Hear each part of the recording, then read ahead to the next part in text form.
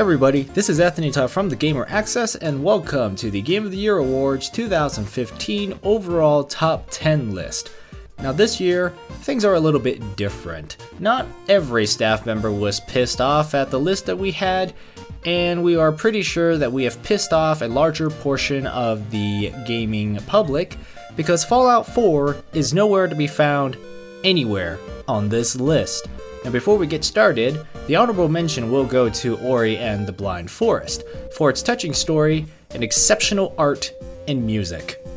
And now we present to you the 10th best game of 2015.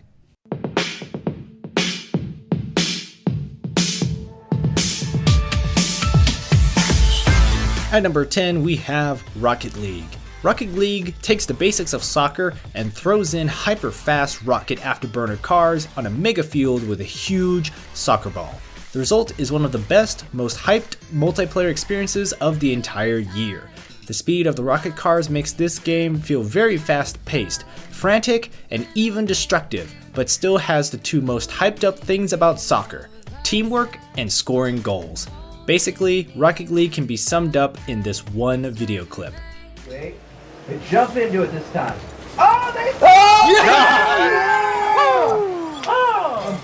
I'm touching myself tonight. I'm touching myself tonight. Group up Dude, yes. Yeah. I stole it.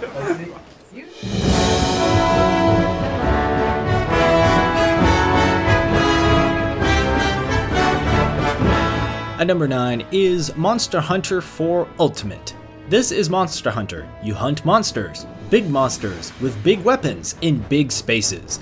Need some help? Have your friends bring their heavy weaponry. Feel like trying a different playstyle? Various weapon types to choose from. Want to look like a badass? There are plenty of customization options. Want to feel like a badass? Slay that giant monster. Have a Nintendo 3DS?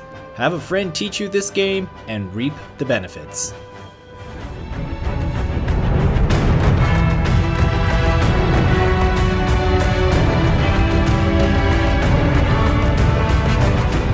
At number 8 is Halo 5 Guardians. Halo 5 is 343 Industries' second attempt at making a Halo game to match the greatness of the old Bungie games, and they succeed in a lot of ways.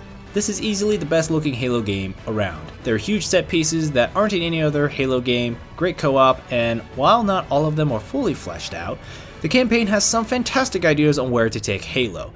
However, the real star of the show is the multiplayer. With perfectly balanced weapons and maps of arena, the large-scale warzone fights, and easily the most satisfying shooting in any Halo game, Halo 5 lives up to the legacy of past games and in some ways surpasses it.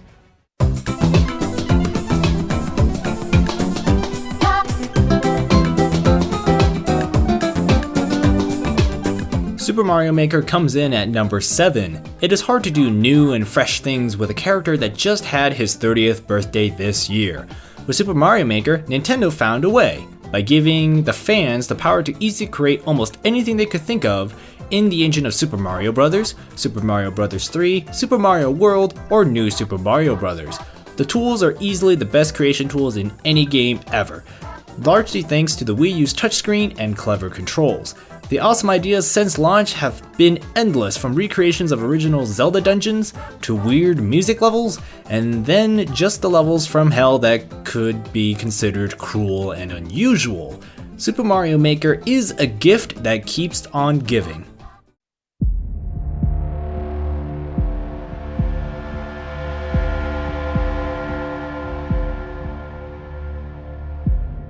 Number 6 is Batman Arkham Knight. Batman Arkham Knight is not just the best Batman game ever made, it is the best superhero game ever made. With nearly unmatched fantastic visuals, superb combat and stealth sections, and the mind-blowing Batmobile, no game has ever made you feel this much like Batman. It also has one of the best surprise twists of the year.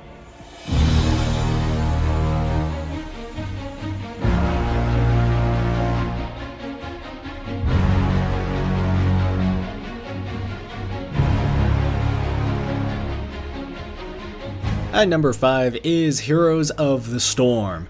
Heroes of the Storm is what happens when you realize that not everyone out there likes MOBAs that are slow, complicated, and difficult. The result is Heroes of the Storm, a game that is faster, easier to learn, and more action-orientated than most MOBAs. Heroes also sets itself apart thanks to having more variety, better visuals, and having a more lighthearted tone than the other games in the genre.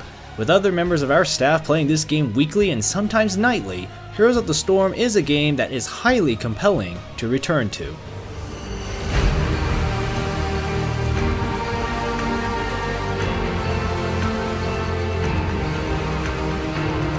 Number 4, Metal Gear Solid 5: The Phantom Pain. The Phantom Pain is not the best story in the Metal Gear franchise, but is easily the best playing game in the franchise. You have more options in one mission than you do some entire games.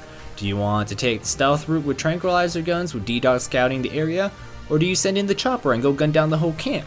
Do you want to blow up the radio tower cutting off enemy access to backup?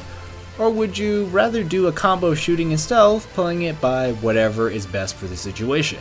No strategy will prevail, constantly, because the enemies will start to adjust to the way you do things.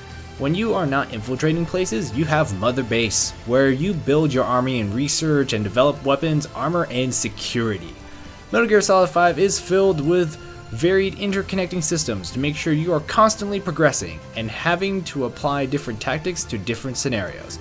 It's so deep, you could play for weeks and not find out every little detail.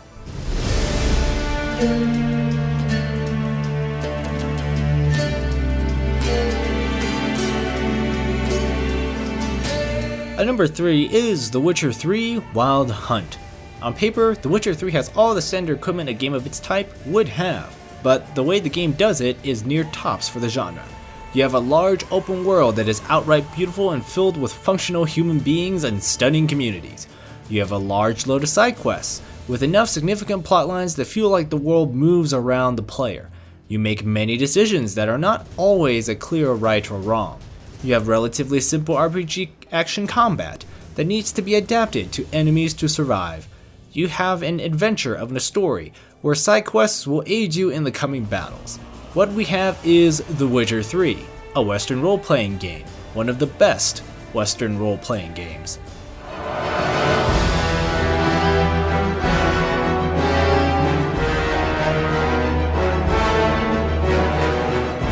At number 2 is Bloodborne. It is truly rare you find a game that is a complete package like Bloodborne. It's challenging, but never overly difficult. The story is fantastic, but rarely told through exposition.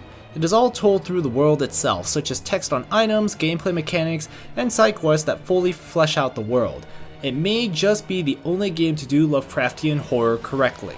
There is the atmosphere, which is always tense and oppressive, like at any moment you could meet your end. Then you have the combat, which is unrelentingly fast, fun, and deep thanks to all the different types of weapons with multiple modes. Finally, killing bosses in Bloodborne is some of the greatest feelings of accomplishment one can get in gaming for 2015.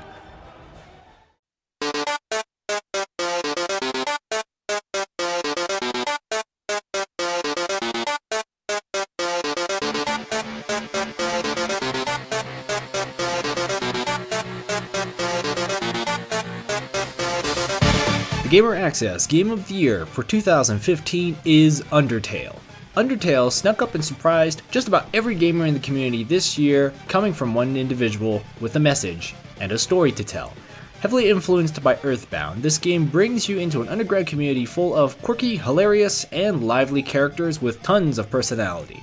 Undertale has one of the best and most humanizing stories to come out within the last 10 years, let alone this year.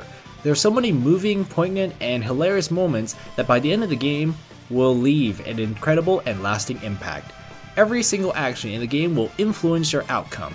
The game goes so far as to remember past playthroughs, which is something essentially no other game has done. It heavily encourages pacifism, as you can go through the entire game without making a single kill. It's also riddled with secrets, and months after its release, new things still continue to be found. The gameplay is unique in its combat system, and it's a brilliant medley of turn-based and live-action combat that never seems boring and changes with nearly every single boss fight. Undertale's lo-fi style soundtrack brings you some unique and incredibly catchy tunes, and the aesthetic, though remarkably simplistic, can be absolutely gorgeous in moments. All these things and more make Undertale our game of the year for 2015.